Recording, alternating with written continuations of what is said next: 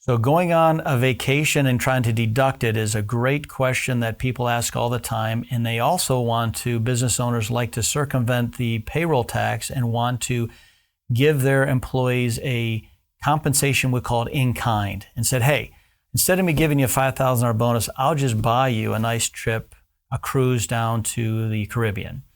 Well, that is still counted as compensation, and the employee will be taxed on that. And you have to either add that to their payroll or you have to give them a side 1099. However, if as an office, we are all going to go away to a exotic location, not a cruise, that doesn't count unless it's a U.S. registered ship. But if we want to go to Florida and we're going to have a conference down there, educational, business development, team building, and we bring everybody down and we pay for the hotel rooms and everybody can go, that will be a deductible business expense. Now, if somebody's going to bring spouses, generally that piece of that, we're going to have the employees going to have to cover that, or we can also bonus that out to the employees so they can afford to bring their team with them, their family if they so desire. So the billion-dollar question of how do I deduct vacations? Everybody wants to deduct a vacation. And that goes back to our first thing about what is a business expense, and it's the intent.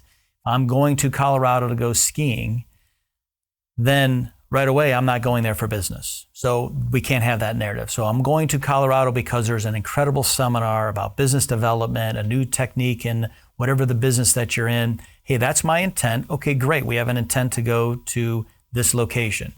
Then, as whatever we're spending, is it ordinary, necessary, and reasonable? And that would be the case.